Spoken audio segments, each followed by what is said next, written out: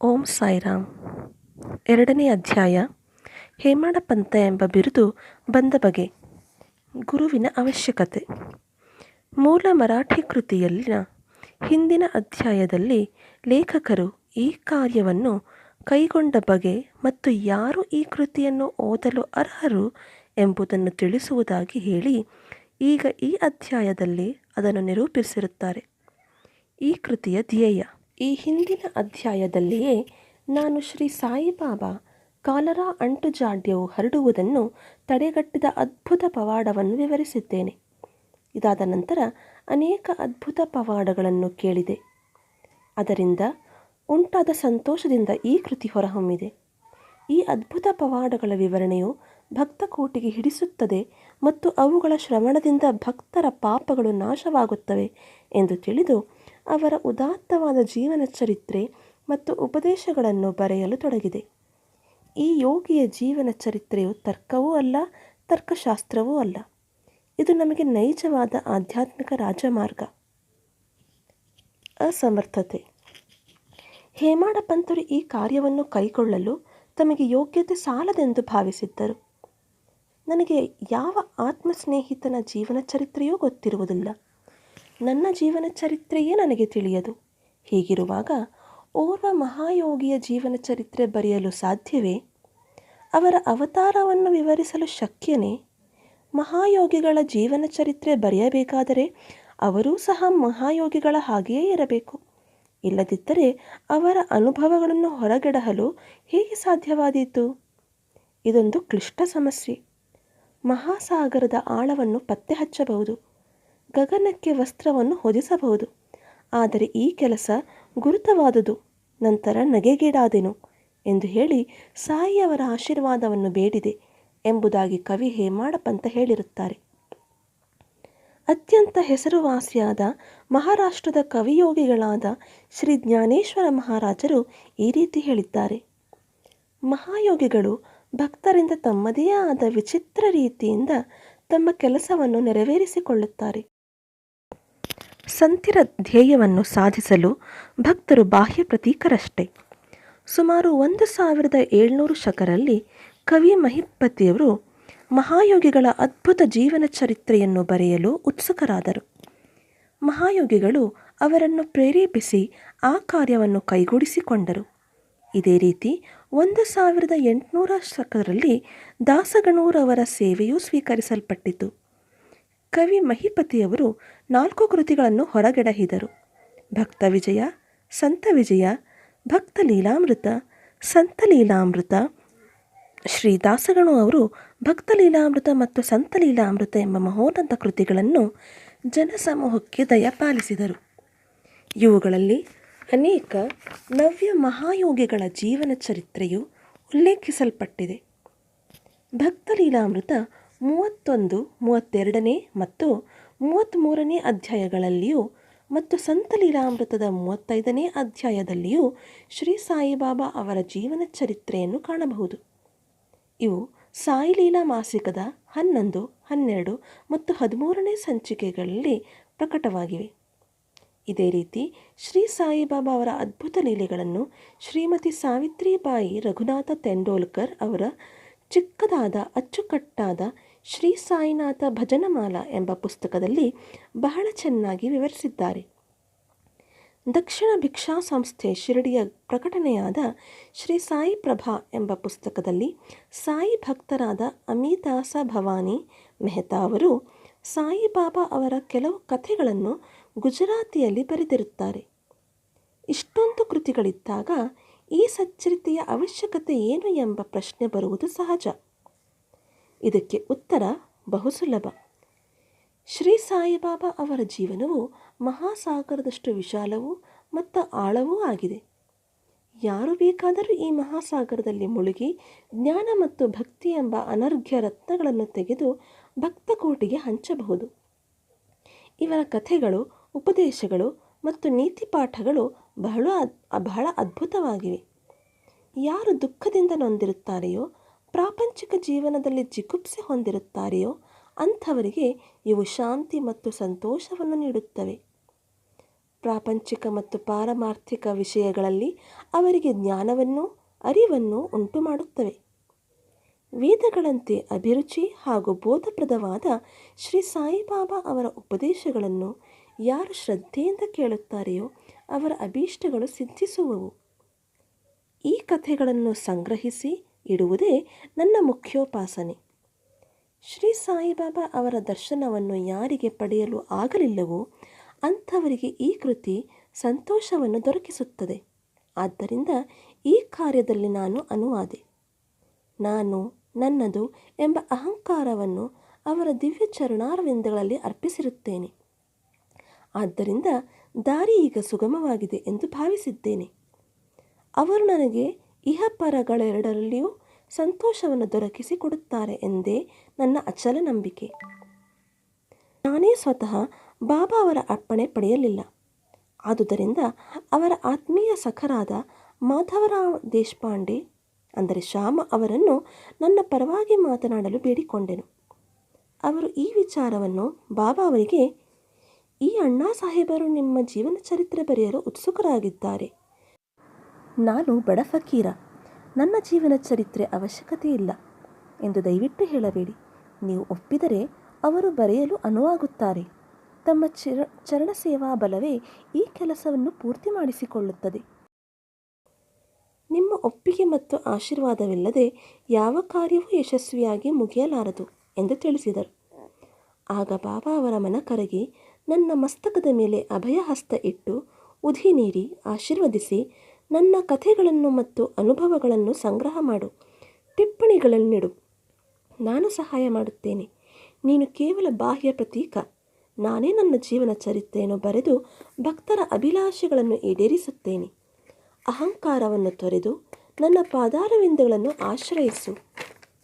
ಯಾರು ತಮ್ಮ ಜೀವಿತದಲ್ಲಿ ಈ ರೀತಿ ವರ್ತಿಸುತ್ತಾರೆಯೋ ಅವರಿಗೆ ಸಹಾಯ ಮಾಡುತ್ತೇನೆ. ಯಾವಾಗ ನೀನು ಅಹಂಕಾರವನ್ನು ತ್ಯಜಿಸುವೆಯೋ ಆಗ ನಾನು ನಿನ್ನ ಒಳಹೊಕ್ಕು ನನ್ನ ಜೀವನ ಚರಿತ್ರೆಯನ್ನು ಸ್ವತಃ ಬರೆಯುತ್ತೇನೆ. ನನ್ನ ಕಥೆ ಮತ್ತು ಉಪದೇಶಗಳನ್ನು ಕೇಳುವುದರಿಂದ ಭಕ್ತರ ಹೃದಯದಲ್ಲಿ ನಂಬಿಕೆ ಉಂಟಾಗುತ್ತದೆ. ಆಗ ಅವರು ಸ್ವಾನುಭವ ಮತ್ತು ಪರಮ ಸುಖವನ್ನು ಹೊಂದುತ್ತಾರೆ. ಆದರೆ ತಮ್ಮದೇ ಆದ ರೀತಿಯನ್ನು ಪ್ರತಿಪಾದಿಸಬಾರದು. ಬೇರೆಯವರ ಸಲಹೆ ತಿರಸ್ಕರಿಸಬಾರದು. ನ್ಯಾಯಾನ್ಯಾಯದ ತರ್ಕ ವಿಚಾರ ಮಾಡಕೂಡದು ಎಂದು ಹೇಳಿದರು. ಈಗ ನನಗೆ ಹೇಮಾಡಪಂಥ ಎಂಬ ಹೆಸರು ಹೇಗೆ ದೊರಕಿತು ಎಂಬುದನ್ನು ಹೇಳುತ್ತೇನೆ. ನಾನು ಕಾಕಾ ಸಾಹೇಬ ದೀಕ್ಷಿತ ಮತ್ತು ನಾನಾ ಸಾಹೇಬ ಚಂದೋರ್ಕರ ಬಹಳ ಆತ್ಮೀಯ ಸ್ನೇಹಿತರು. ಇವರು ನನ್ನನ್ನು ಶಿರಡಿಗೆ ಹೋಗಿ ಬಾಬಾ ಅವರ ದರ್ಶನ ಪಡೆದು ಬರುವಂತೆ ಒತ್ತಾಯಪಡಿಸಿದರು. ನಾನು ಮಾತು ಕೊಟ್ಟೆನು. ಆದರೆ ಕಾರಣಾಂತರಗಳಿಂದ ಹೋಗಲಾಗಲಿಲ್ಲ. ಲೋಣಾವಾಳದಲ್ಲಿ ನನ್ನ ಸ್ನೇಹಿತರೊಬ್ಬರ ಮಗನಿಗೆ ಬಹಳ ಕಾಯಿಲೆ ಇತ್ತು. ಯಾವ ಔಷಧಿಗಳಿಂದಲೂ ಪ್ರಯೋಜನ ಆಗಲಿಲ್ಲ. ಗುರುಗಳನ್ನು ಕರೆಯಿಸಿ ಅವರನ್ನು ಮಗನ ಹಾಸಿಗೆಯ ಬಳಿ ಕೂಡಿಸಿದರು. ಅದರಿಂದಲೂ ಪ್ರಯೋಜನವಾಗಲಿಲ್ಲ. ಇದನ್ನು ಕೇಳಿ ನನಗೆ ಗುರುವಿನ ಪ್ರಯೋಜನವಾದರೂ ಏನೋ, ಗುರುವಿನ ಸಹಾಯದಿಂದ ಏನೊಂದು ಸಾಧ್ಯವಾಗದೇ ಇದ್ದರೆ ನಾನು ಶಿರಡಿಗೆ ಏಕೆ ಹೋಗಬೇಕು ಎಂದೆನಿಸಿತು. ಈ ರೀತಿ ಯೋಚಿಸುತ್ತಾ ನಾನು ಶಿರಡಿ ಪ್ರಯಾಣವನ್ನು ಮುಂದೂಡಿದೆನು. ಆದರೆ ಅನಿವಾರ್ಯವಾದದ್ದು ಆಗಲೇಬೇಕು. ನನ್ನ ವಿಷಯದಲ್ಲೂ ಈ ರೀತಿಯಾಯಿತು. ಪ್ರಾಂತಾಧಿಕಾರಿಯಾದ ನಾನಾ ಸಾಹೇಬರು ಬಾಸೀನಿಗೆ ಪ್ರಯಾಣ ಬೆಳೆಸಿದ್ದರು. ಠಾಣಾದಿಂದ ದಾದರಿಗೆ ಬಂದು ಬಾಸೀನ್ ಗಾಡಿಗೆ ಕಾಯುತ್ತಿದ್ದರು. ಅಷ್ಟರಲ್ಲಿ ಬಾಂದ್ರಾಗೆ ಹೋಗುವ ಲೋಕಲ್ ಬಂದಿತ್ತು. ಆಗ ಅವರು ಬಾಂದ್ರಾಕ್ಕೆ ಬಂದು ನನ್ನನ್ನು ಕರೆಯಿಸಿ ಶಿರಡಿ ಪ್ರಯಾಣವನ್ನು ಮುಂದೂಡಿದ್ದಕ್ಕೆ ತರಾಟೆಗೆ ತೆಗೆದುಕೊಂಡರು. ಆಗ ಅದೇ ರಾತ್ರಿ ಶಿರಡಿಗೆ ಹೋಗಲು ನಿರ್ಧರಿಸಿದನು. ದಾದರಿಗೆ ಹೋಗಿ ಅಲ್ಲಿಂದ ಮನಮಾಡ ಗಾಡಿಯನ್ನು ಹಿಡಿಯಲೆಂದು ದಾದರಿಗೆ ಹೊರಟೆ. ಇನ್ನೇನು ರೈಲು ಹೊರಡುವುದರಲ್ಲಿತ್ತು. ಆಗ ಓರ್ವ ಮಹಮ್ಮದಿಯನು ನಮ್ಮ ಗಾಡಿಗೆ ಬಂದು ನನ್ನ ಸಾಮಾನು ಮುಂತಾದವುಗಳನ್ನು ನೋಡಿ ಎಲ್ಲಿಗೆ ಪ್ರಯಾಣ ಎಂದು ಕೇಳಿದನು. ಶಿರಡಿಗೆ ಎಂದು ಉತ್ತರಿಸಲು ಅವನು, ನೀವು ಸೀದಾ ಬೋರಿ ಬಂದರಿಗೆ ಹೋಗಿ ಅಲ್ಲಿಂದ ಮನಮಾಡ ಮೇಲೆ ಹಿಡಿಯಿರಿ. ದಾದರಿನಲ್ಲಿ ಇಳಿಯಬೇಡಿ, ಅಲ್ಲಿ ಮನಮಾಡ ಮೇಲೆ ನಿಲ್ಲುವುದಿಲ್ಲ ಎಂದನು. ಈ ಘಟನೆ ನಡೆಯದಿದ್ದರೆ ನನ್ನ ಅಭಿಲಾಷೆಯ ಪ್ರಕಾರ ನಾನು ಮರುದಿನ ಶಿರಡಿ ತಲುಪಲಾಗುತ್ತಿರಲಿಲ್ಲ. ಅದೃಷ್ಟ ಬಲದಿಂದ ಶಿರಡಿಯನ್ನು ಮರುದಿನ ಮುಂಜಾನೆ 9-10 ಗಂಟೆಗೆ ಸೇರಿದೆ. ಶ್ರೀ ಸಾಯಿ ಕಾಕಾ ಸಾಹೇಬ ದೀಕ್ಷಿತ ನನಗಾಗಿ ಕಾದಿದ್ದರು. ಇದು ನಡೆದಿದ್ದು ಸುಮಾರು 1910ರಲ್ಲಿ. ಆಗ ಶಿರಡಿಯಲ್ಲಿ ಯಾತ್ರಿಕರಿಗೆ ತಂಗಲು ಇದ್ದ ಧರ್ಮಶಾಲೆ ಎಂದರೆ ಸಾಠೇವಾಡ ಒಂದೇ. ಬಂದ ತಕ್ಷಣವೇ ಬಾಬಾ ಅವರ ದರ್ಶನವನ್ನು ಪಡೆಯಲು ಮನಸ್ಸು ಹಾತೊರೆಯುತ್ತಿತ್ತು. ಆಗ ತಾನೇ ತಾತ್ಯಾ ಸಾಹೇಬ ಮನೋಲಕರರು ಮಸೀದಿಯಿಂದ ಹಿಂತಿರುಗಿ ಬಂದು, ಬಾಬಾ ಈಗ ವಾಡಾದ ಮೂಲೆ ಹತ್ತಿರ ಇದ್ದಾರೆ, ಮೊದಲು ಹೋಗಿ ಅಲ್ಲಿ ದರ್ಶನ ಪಡೆಯಿರಿ, ಸ್ನಾನವಾದ ನಂತರ ವಿರಾಮವಾಗಿ ಮಸೀದಿಯಲ್ಲಿ ದರ್ಶನ ಪಡೆಯಿರಿ ಎಂದು ಹೇಳಿದರು.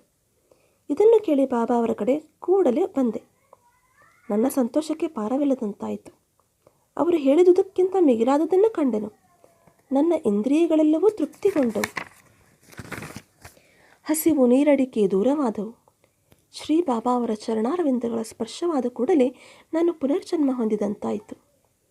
ಶ್ರೀ ಅವರ ದರ್ಶನ ಪಡೆಯಲು ಪ್ರೇರೇಪಿಸಿದವರನ್ನು ಸ್ಮರಿಸಿಕೊಂಡೆನು. ನಾನು ಅವರನ್ನು ನನ್ನ ನಿಜವಾದ ಬಂಧುಗಳೆಂದೇ ಭಾವಿಸುತ್ತೇನೆ. ಅವರನ್ನು ನೆನೆದು ಮನದಲ್ಲಿ ಪ್ರಾರ್ಥಿಸುತ್ತೇನೆ. ಶ್ರೀ ಬಾಬಾ ಅವರ ದರ್ಶನದಲ್ಲಿ ಒಂದು ವಿಚಿತ್ರ ಶಕ್ತಿ ಅಡಗಿದೆ.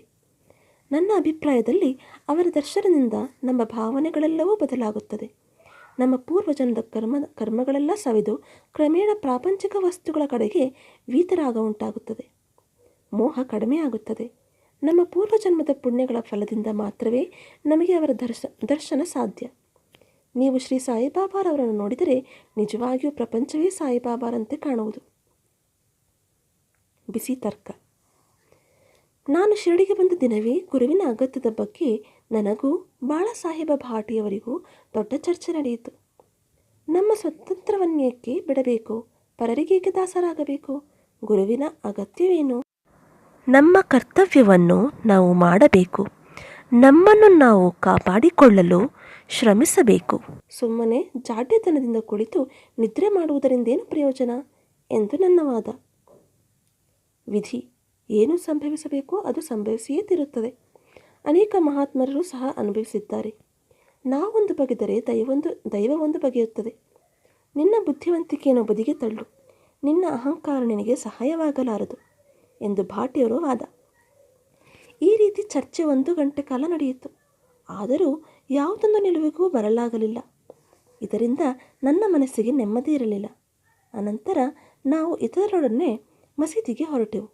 ಆಗ ಬಾಬಾರವರು ಕಾಕಾ ಸಾಹೇಬರನ್ನು ಕುರಿತು, ಸಾಠೇವಾಡದಲ್ಲಿ ಏನು ನಡೆಯಿತು? ಚರ್ಚೆಯ ವಿಷಯವೇನು? ನನ್ನ ಕಡೆಗೆ ನೋಡಿ, ಈ ಹೇಮಾಡಪಂತ ಏನು ಹೇಳುತ್ತಾನೆ ಎಂದು ಕೇಳಿದರು. ಈ ಮಾತುಗಳನ್ನು ಕೇಳಿ ನನಗೆ ವಿಸ್ಮಯವಾಯಿತು.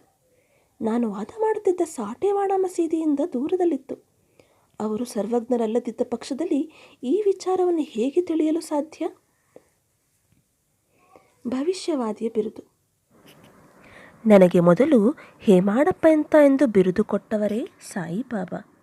ಶ್ರೀ ಸಾಯಿಬಾಬಾರವರು ನನ್ನನ್ನು ಹೇಮಾಡಪಂತ ಎಂದು ಸಂಬೋಧಿಸಿದುದೇಕೆ ಎಂಬ ಯೋಚನೆ ನನ್ನಲ್ಲಿ ಮೂಡಿತು. ಈ ಪದದ ಮೂಲ ಹೇಮಾದ್ರಿ ಪಂಥ. ಹೇಮಾದ್ರಿ ಪಂಥರವರು ಯಾದವ ಕುಲದ ದೇವಗಿರಿ ಮಹಾರಾಜರಾದ ಮಹಾದೇವ ಮತ್ತು ರಾಮದೇವರಾಜರಿಗೆ ಮಂತ್ರಿಯಾಗಿದ್ದರು. ವಿದ್ಯಾವಂತರು, ಸದ್ಗುಣ ಸಂಪನ್ನರು ಆಗಿ ಚತುರ್ವರ್ಣ ಚಿಂತಾಮಣಿ, ರಾಜ್ಯ ಪ್ರಶಸ್ತಿ ಮುಂತಾದ ಗ್ರಂಥಗಳ ಕರ್ತೃಗಳಾಗಿದ್ದರು. ನವರೀತಿಯ ಲೆಕ್ಕದ ವಿಧಾನವನ್ನು ಕಂಡುಹಿಡಿದಿದ್ದರು. ಮುಡಿಲಿಪಿಯನ್ನು ಸೃಷ್ಟಿಸಿದವರು. ನಾನಾದರೂ ಇದಕ್ಕೆಲ್ಲ ತದ್ವಿರುದ್ಧ, ಸಾಮಾನ್ಯ ಮಾನವ.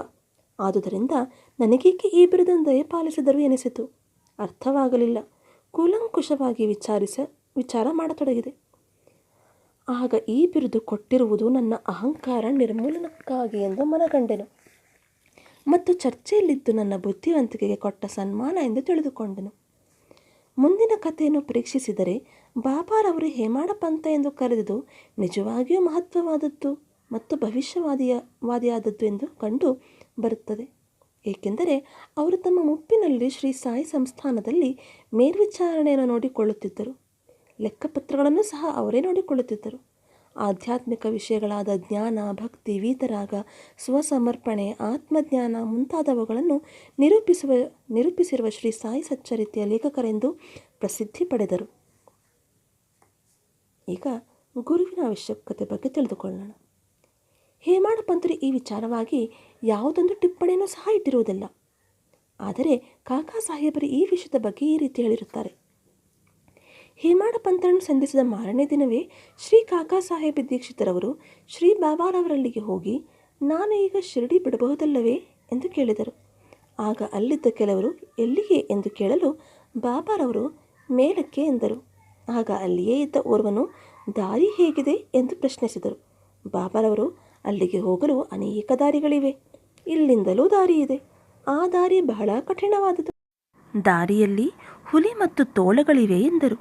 ಅದಕ್ಕೆ ನಾನು, ಅಂದರೆ ಕಾಕಾ ಸಾಹೇಬ, ಬಾಬಾ, ನಮ್ಮೊಂದಿಗೆ ಮಾರ್ಗದರ್ಶಕನನ್ನು ಕರೆದುಕೊಂಡು ಹೋದರೆ ಒಳಿತಲ್ಲವೇ ಎಂದು ಕೇಳಲು ಬಾಬಾರವರು ಆಗ ಕಷ್ಟವಿಲ್ಲ. ಮಾರ್ಗದರ್ಶಕನು ಸುರಕ್ಷಿತವಾಗಿ ಉದ್ದೇಶಿತ ಸ್ಥಳಕ್ಕೆ ಕೊಂಡೊಯ್ಯುವನು. ಮಾರ್ಗದರ್ಶಕನಿಲ್ಲದಿದ್ದ ಪಕ್ಷದಲ್ಲಿ ದಾರಿಯಲ್ಲಿ ತೊಂದರೆಗೀಡಾಗುವ ಸಂಭವ ಇದೆ ಎಂದುತ್ತರಿಸಿದರು. ಈ ಉತ್ತರ ಅಲ್ಲಿಯೇ ಇದ್ದ ದಾಬೋಲಕರರ ಗುರುವಿನ ಅಗತ್ಯವಿದೆ ಎಂಬ ಪ್ರಶ್ನೆಗೆ ಉತ್ತರವಾಗಿದ್ದು ಅವರು ಯೋಚಿಸತೊಡಗಿದರು.